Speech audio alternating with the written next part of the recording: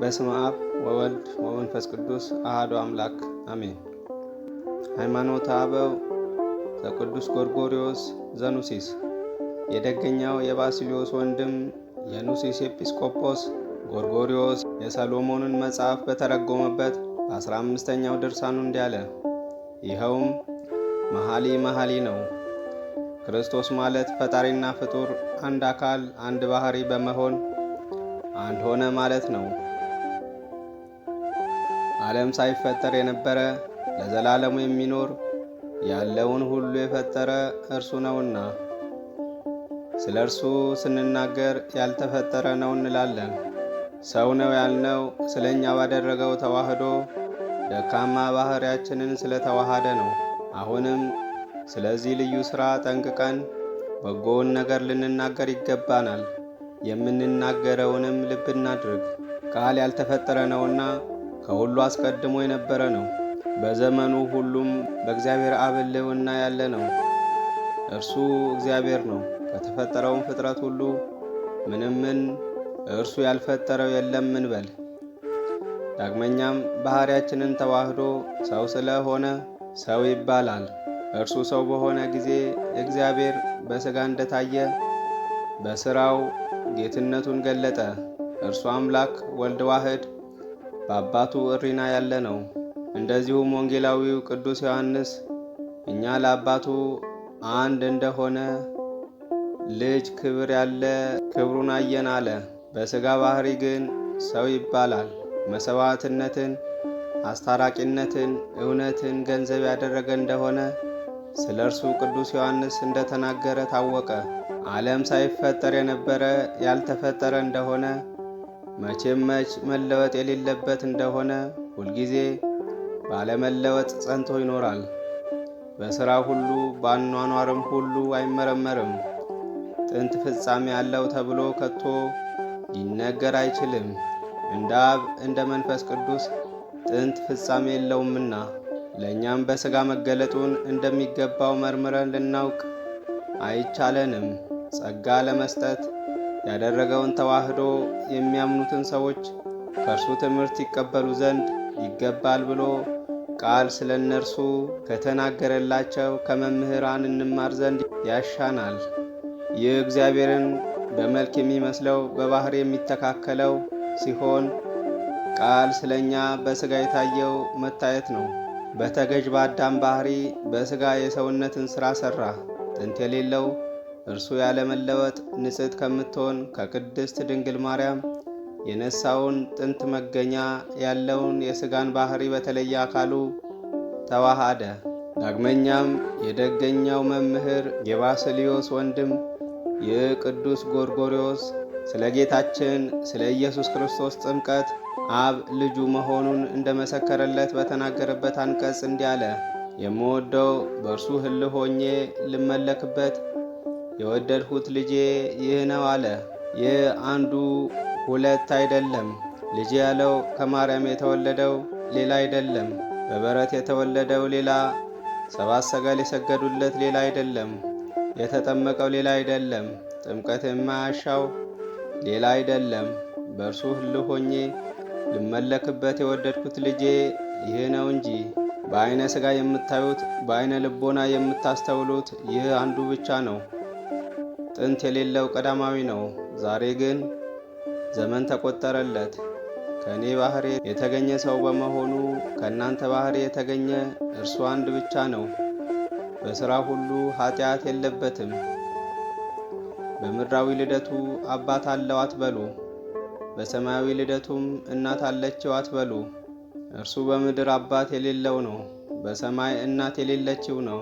በሰማያዊ ልደቱ ጡት አጥብታ በወተት የምታሳድገው እናት አትሹለት። በሰማያዊ ልደቱ እናት የለችውምና መለኮቱን ከትስብእቱ ልዩ ነው አትበሉ። መለየት በሌለበት በእርሱ ክፉ መለየት እንዳይመጣ ትስብእትን ከመለኮት ልዩ ነው አትበሉ። ከተዋህዶ በኋላ አይለይምና አይቀላቀልምምና መለኮቱን ከተዋሃደው ከትስብእቱ ልዩ ነው አትበሉ። በእርሱ ያለ ተዋህዶን እወቁ እንጂ። የክርስቶስን አካል ሁለት አካል አታድርጉ። ወደ ሁለት አካል ወደ ሁለት ባህሪ ፈጽማችሁ አትለዩት። ወልድን አንድ ወገን የተዋህደውን ሥጋም አንድ ወገን አታድርጉ። የማይለየውን ተዋህዶውም ሊፈርስ የማይቻለውን አንዱን ትለዩ ዘንድ አትድፈሩ። ሰው በሆነ በእግዚአብሔር ከመለኮቱ የተለየ ሩቅ ብእሲ እንደሆነ አታስቡ። እርሱ አንድ ብቻ እንደሆነ እመኑ እንጂ። እርሱ በተዋህዶ ሰው የሆነ አምላክ ነው። ከዘመን አስቀድሞ በቅድምና የነበረ ዛሬ ሰው የሆነ አምላክ ይህ ነው። እርሱም መለኮቱ ከትስብእቱ ትስብእቱ ከመለኮቱ ሳይለይ ለዘላለም ይኖራል።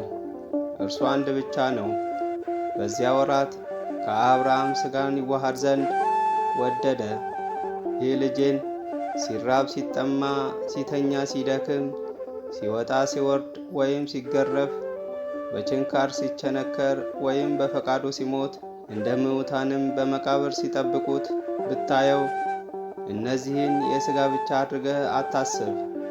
ይህ ልጄን የታመሙትን ሲያድን፣ ለምጽ የያዛቸውን በቃሉ ሲያነጻ፣ ጭቃ ቀብቶ ዓይን ሲሰራ፣ ሁለተኛ መልክ በፈቃዱ ሲፈጥር ብታየው 5 እንጀራ አበርክቶ ለ5000 ሰው ሲያጠግብ፣ ማዕበሉ ነግዶ እስከ ሰማይ የተነሳውን ጥልቁን ባህር በመገሰጽ ጸጥ ሲያደርገው፣ በምድር ላይ እንደሚሄድ በእግሩ ውሃውን እየረገጠ ሲሄድ፣ ተራሮች ሲሰግዱለት፣ አጋንንት ሲታዘዙለት፣ እንደ ባሮችም ሲያዛቸው ብታየው፣ ይህን ለመለኮት ብቻ ሰጥተህ አትናገር።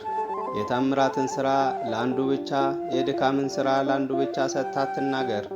ያም ይህም ሁሉ ለአንድ ለእርሱ ብቻ ነው እንጂ የአምላክነትን ሥራ ሁሉ ገንዘቡ ነው።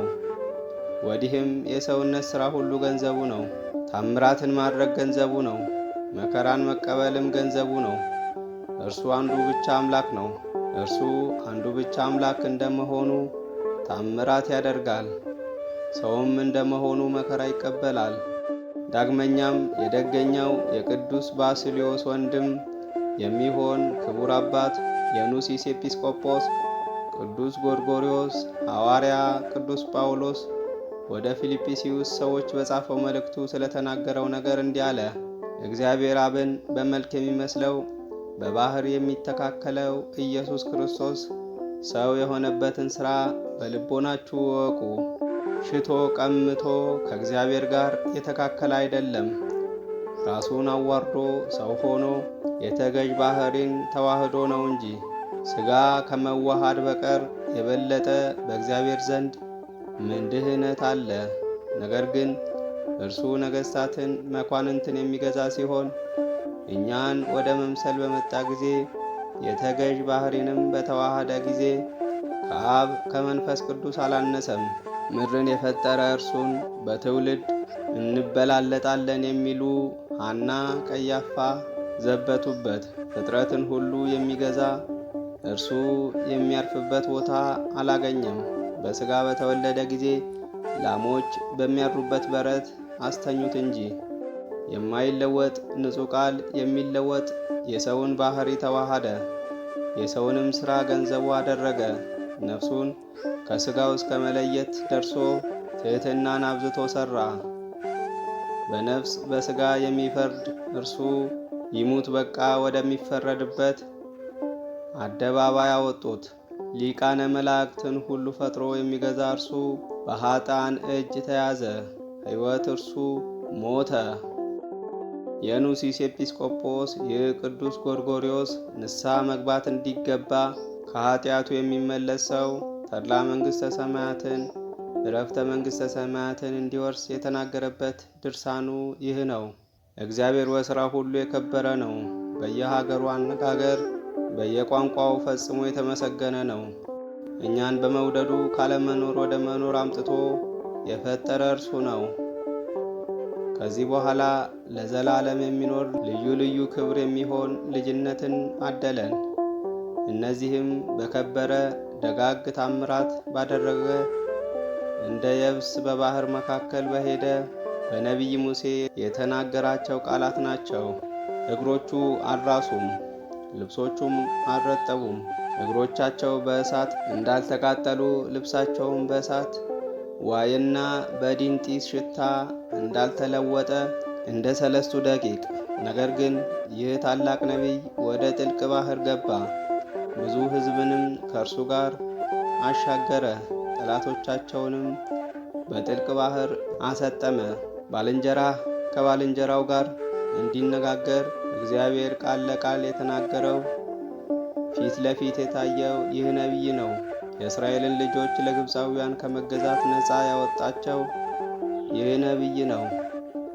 በግብፅ ታምራትን ያደረገ ይህ ነቢይ ነው። ፍጡራን ሁሉ የታዘዙለት ይህ ነቢይ ነው። በልቡ እንደወደደ በአንደበቱ ሳይናገር ባህሩን ደም ወደ መሆን ለወጠው። እጁን ወደ ባህር ቃጣ፣ ውሃውም ተለውጦ ደም ሆነ። ይህ ነቢይ ጓጉንቸርን፣ ተቆናጣጭ ዝንብን፣ ትንኝንም አንበጣንም በግብፃውያን ያመጣ ነው። ይህንንም ሁሉ ከእነርሱ ያራቀላቸው ነው።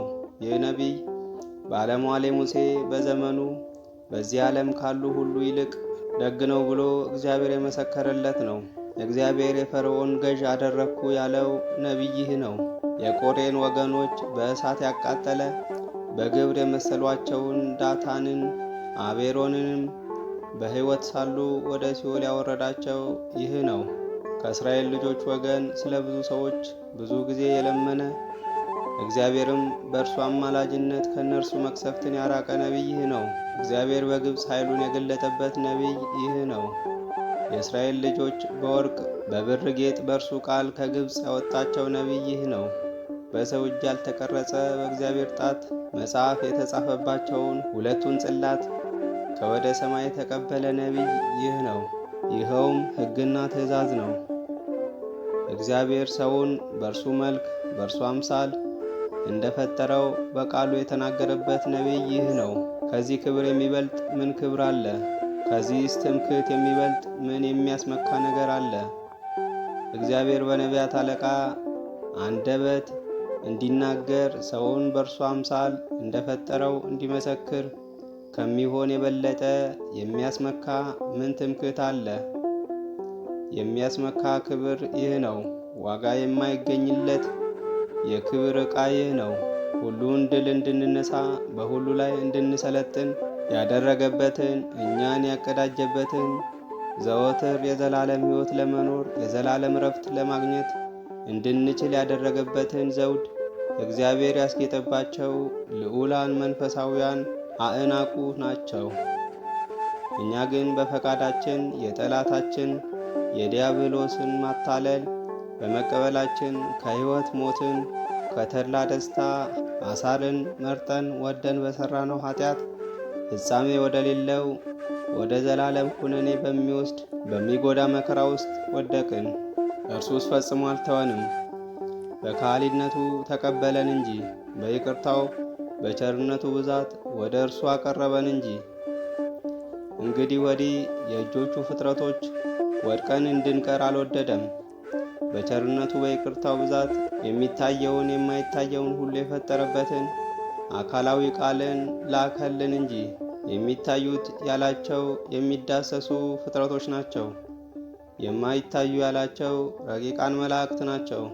በከበሩ በነቢያት ቃል አስቀድሞ እንደተናገረ ከተመረጡ ከሦስቱ አንዱ አካል ቀዳማዊ ቃል በግብረ መንፈስ ቅዱስ ከቅድስት ድንግል ማርያም ሥጋን ተዋሃደ። ሰው መሆኑ እውነተኛ የማይመረመር የማይነገር ምስጢር ነው። ሰው መሆኑም እውነተኛ ነው እንጂ ምትሃት አይደለም። መከራ፣ ረሃብን፣ ጽምዕን፣ ድካምን በመቀበል ከእኛ ጋር አንድ የሚሆን ሥጋን በፈቃዱ በአባቱ በመንፈስ ቅዱስ ፈቃድ ፈጥሮ ተዋሃደ እንጂ። ወንጌላውያን እንደመሰከሩ ቃል በግብረ መንፈስ ቅዱስ ከሰው የተነገረው ትርጓሜም ከሃዲያን መናፍቃን ሰዎች እንደሚያስቡት ለመንፈስ ቅዱስ ሥጋ ኖሮት ወይም የተፈጠረ ሆኖ አይደለም። መንፈስ ቅዱስ የማርያምን ሥጋ አነጻ፣ ቀደሰ። የአብ አካላዊ ቃልንም ለመጽነስ የበቃች አደረጋት እንጂ። ቃል ከእርሷ የነሳውን ሥጋ በአብ ፈቃድ በእርሱ ፈቃድ በመንፈስ ቅዱስም ፈቃድ ሐሰት ያይደለ እውነተኛ ተዋህዶን ከመለኮቱ ጋር አዋሃደ። ከአብ ከእርሱ አንድ ባህሪ፣ አንድ ፈቃድ፣ አንድ ስልጣን፣ አንድ የእግዚአብሔር ወልድ አካል አደረገው። በቀዳማዊ ባህሪ የአምላክነት ሥራ ሁሉ ገንዘቡ ነው። ዳግመኛም ከእኛ በነሳው ከእርሱም ጋር አንድ አካል አንድ ባህሪ በሆነ በሥጋ ባህሪ ከኃጢአት ብቻ በቀር የሰውነት ሥራ ሁሉ ገንዘቡ ነው። በእናቱ ማኅፀን ሳለ ቅዱስ ዮሐንስ የሰገደለት ይህ ነው። በተወለደ ጊዜ መላእክት ያመሰገኑት ይህ ነው። የከብት ጠባቆች ልደቱን የተናገሩለት ይህ ነው። በተወለደ ጊዜ ጥበብ ያላቸው ሰዎች እጅ መንሻ ይዘው መጥተው የአይሁድ ንጉሥ እንደሆነ እየተናገሩ የሰገዱለት ይህ ነው። ስለዚህ ስለመሰለውም መጽሐፍ በሠራው ሁሉ ወንድሞቹን እንደመሰላቸው ተናገሩ። እንግዲህማ ሰማይን ምድርን የፈጠረ ሲሆን እንደምን የአይሁድ ንጉሥ በተባለ ነበር። ስለ እርሱ ለዮሴፍ ተገልጦ ተነስተ ሕፃኑን እናቱንም ይዘ ወደ ግብፅ ሂድ ብሎ የተናገረለት ይህ ነው። ሁለት ግብራት ለእርሱ አንድ እንደሆኑ አየን። ሰው የሆነ አምላክ እርሱ ነው፣ አንድ ነው፣ ሁለት አይደለም። ፈጣሪ መለኮቱን ፍጡር ወደ መሆን አልለወጠውም፣ ፍጡር ሥጋውንም ፈጣሪ ወደ መሆን አልለወጠውም። መቼም መች አንድ ብቻ ነው፣ ሁለት አይደለም። የተገዥ ባህሪ የተዋሃደ በእርሱ ትሕትና እኛ እንከብር ዘንድ የተዋረደ እርሱ ነው። ሕማማችንን የታገሰ ደዌያችንን የተሸከመ በደላችንን የተቀበለ ስለ እኛ ራሱን የማያልፍ የማይለወጥ መሥዋዕት አድርጎ ያቀረበ የማይሻር የማይለወጥ ካህን እርሱ ነው። የሚሰዋ በግ እርሱ ነው። የሚሰዋ ካህን እርሱ ነው። ከባሕሪ አባቱ ከአብ ከባሕሪ ሕይወቱ ከመንፈስ ቅዱስ ጋርም መሥዋዕት የሚቀበል እርሱ ነው። በፈቃዱ መከራን በሥጋው የተቀበለ መከራንም ሁሉ የታገሰ እርሱ ነው። እንደ በግ ሊሰዋ መጣ። በግ በሚሸልተው ሰው ፊት እንዳይናገር አልተናገረም፣ በነገሩም ሐሰት አልተገኘበትም። የግርንግሪት አስረው ወደ ፍርድ አደባባይ ወሰዱት። አመፀኞች ሹማምንት ይሙት በቃ ፈረዱበት። በጎ ስላደረገው ፈንታ ክፉ መለሱለት። ነፍሱን ከሥጋው እስከ መለየት ደርሶ በሁሉ መከራን ታግሶ ሞቱን በመስቀል የተደረገው ነው። በአንደበቱ አንድ ነገርን ስንኳ አልተናገረም። ከመስቀሉ ወደ ሲኦል በመውረዱ አዳነን። በአባታቸው በአዳም በደል በሲኦል ተግዘው የነበሩ ጻድቃንን ፈታ። ከሙታን ተለይቶ አስቀድሞ በተነሳ በእውነተኛ ትንሣኤውም አስነሳን። የንስሐንም በር ከፈተልን። የሰማዩ አባታችን እያልን አብን እንጠራው ዘንድ ሥልጣን ሰጠን።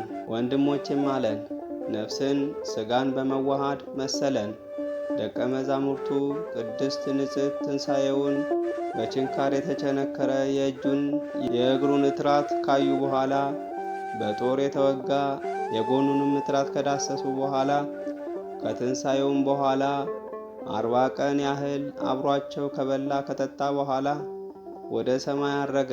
ለደቀ መዛሙርቱ በአባቴ መንግሥት ትንሣኤ አዲስ አድርጌ ከእናንተ ጋር እስከምመጣበት ቀን ድረስ ከዚህ የወይን ጭማቂ እኔ አልጠጣም አላቸው ብሎ ቅዱስ ወንጌል እንደ መሰከረ ጌታችን ለደቀ መዛሙርቱ በአባቴ መንግሥት ትንሣኤ አዲስ አድርጌ ከእናንተ ጋር እስከምመጣበት ቀን ድረስ እኔ ከዚህ የወይን ጭማቂ አልጠጣም ያላቸው መጠጥ ይህ ነው።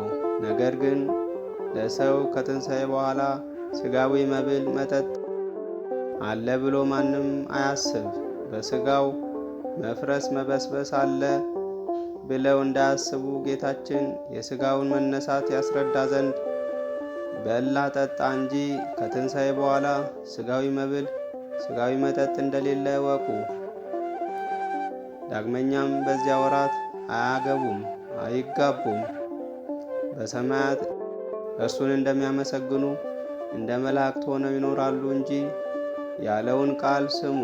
ለመላእክትም ሥጋዊ መብል መሻት የለባቸውም፣ ሥጋውያን አይደሉምና። በ40 ቀን ደቀ መዛሙርቱ እያዩት በተነሳበት ሥጋ ወደ ሰማይ አረገ። ዳግመኛም ለጻድቃን ሊፈርድላቸው በኃጥአን ሊፈርድባቸው ባረገበት ሥጋ ይመጣል።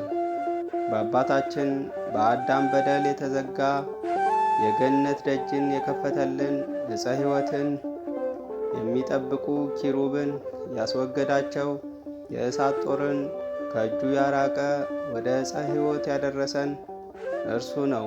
ፍሬውንም ሥጋውን ደሙን ተቀበልን።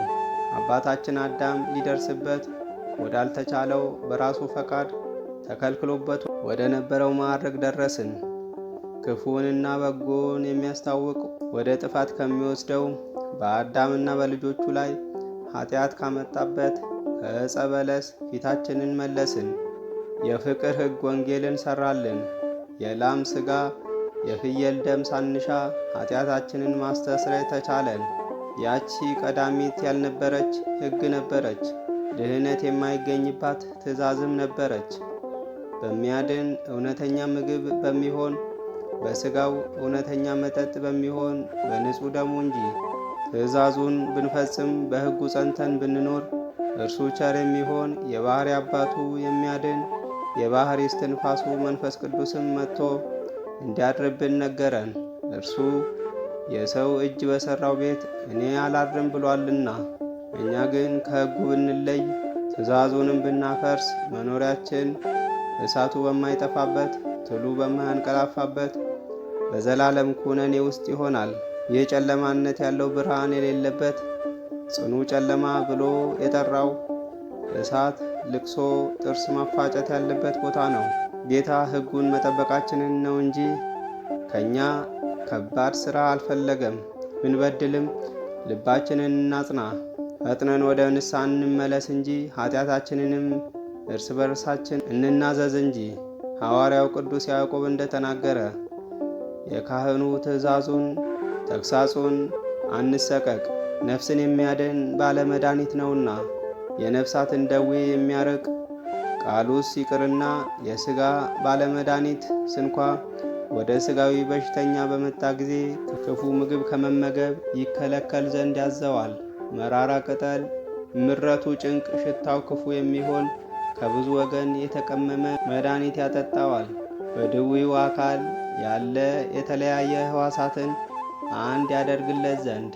ደዌ ቢጸና ግን ሊድን ባይችልም በምላጭ ይበጡታል፣ ወይም አካሉን ይቆርጡታል፣ ከሥጋው ይቆርጡታል፣ ወይም በእሳት ይተኩሱታል እንጂ። በሽተኛው የሥጋውን ድህነት ከመሻቱ የተነሳ ከዚያ ደዌ እርሱን ለማዳን ዘመዶቹ ከሚያደርጉት ትጋት የተነሳ ብልህ አዋቂ ባለመድኃኒት ያለበትን ይጠይቃሉ። ያንን ድዌ ከጽኑ ደዌ ያድነው ዘንድ የጸና ቁስሉን በሚያነጻ በሚያደርቅ መድኃኒት ያደርቅለት ዘንድ። እንደዚሁም የጸኑ የመዳብ የብረት የእርሳስ ወገን እነዚህንም የመሰሉ ነገሮች ዝገት የባሕሪያቸው ነው እንጂ ዝገት ኋላ እንዳይመጣባቸው እናውቃለንና። ብልህ የተማረ ፈላስፋ አዋቂ ቢገኝ ከመሬት ያገኛቸው ዝገት ከእነርሱ የሚያርቅበትን የሚያጠራበትን አገናኝቶ ዝገታቸውን ያርቅላቸዋል፣ ወደ ጽርየት ይመልሳቸዋል። ያገኛቸውን ዝገት ያርቅላቸዋል፣ እንደ ወርቅ እንደ ብር ያደርጋቸዋል። በታመመ ጊዜ እርሱን ለማዳን በጥተው ወደ ድዊው አካሉ መድኃኒት እንዲያገቡ ዝገትን ያወጣው ዘንድ የሚያገቡትን ከምድር ካገኛቸው በኋላ በብረት በመዳብ በአረር ወገን ሁሉ የገባው ዝገት የሚያርቅበትን መድኃኒት ወደ መናገር ብትመለስ፣ ይህን ካወቅን ነፍሳችንን፣ ልቦናችንን፣ ሥጋችንን ከሚረዳ ከሚራራ ከአዋቂ እጅ መድኃኒትን እንቀበል። ዘመናችን ሳይፈጸም እጁን ወደ እኛ ዘርግቶ የሚጠራንን እንስማው። ፈጥነን በፊቱ ራሳችንን እናዋርድ። አቤቱ እነሆ አንተን በድለናል፣ እኛን በዐይነ ምሕረት ተመልከት። ፍጥረቶች አትጣለን፣ የእጅ ፍጥረቶች ነንና። ከሞት በኋላ የሚያስብህ በመቃብርስ ተስፋ የሚያደርግ ማን ነው? እያልን ፈጥነን ንስሐ እንግባ። ፋናዎቻችንን እናብራ፣ ምግባራችንን እንግለጥ።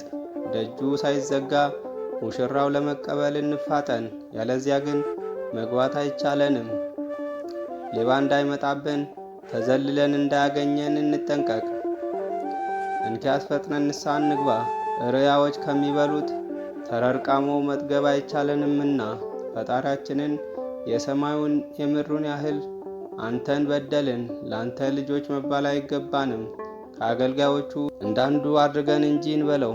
እርሱ ፈጽሞ ከልጅነት እንደለየን አይቀርም፣ በቸርነቱ ይቀበለናል እንጂ። የሰርግ ልብስን ያለብሰናል፣ በጣታችንም ቀለበት ያገባልናል፣ በእግራችንም ጫማ ያደርግልናል፣ ሜልገች ያደርግልናል። በእኛ መመለስ ደስ ይለዋል። ተስፋ ንስሐ እንደነገረን አዝማነ መንግሥተ ሰማያት ታዩ ዘንድ የምትወዱ ወንድሞቼ ሆይ ፈሪሃ እግዚአብሔርን አስተምራችሁ ዘንድ ኑ። አንደበታችንን ከክፉ ነገር ከንፈሮቻችንንም ክዳት ሽንገላን ከመናገርን ከልክል። እኛ ሊያደርጉልን እንደምንወደው ለባልንጀሮቻችን፣ ለወንድሞቻችን፣ ለጠላቶቻችን በጎ ነገርን እናድርግ። ዓለም ሳይፈጠር የተዘጋጀላችሁን ትወርሱ ዘንድ የአባቴ ወዳጆች ወደ እኔ ኑ የሚል ደስታን የተመላ ቃልን ከጌታችን እንሰማ ዘንድ ከሥጋችን፣ ከነፍሳችን፣ ከልቦናችን የኀጢአትን ጨለማ እናርቅ። ጠቁሮ የሚወርድ ዝገት ከእርሳስ ከብረት ከመዳብ በእሳትና በፈሉ የመድኃኒት ቅመማት እንዲርቅ እነዚህን በትሕትና በቀናች የእግዚአብሔር የአካሉ ሦስትነት የባሕሪው አንድነት በማመን የሚፈጸሙ ጾም፣ ጸሎት፣ ንጽሕና፣ ምጽዋት፣ ፍቅር ናቸው።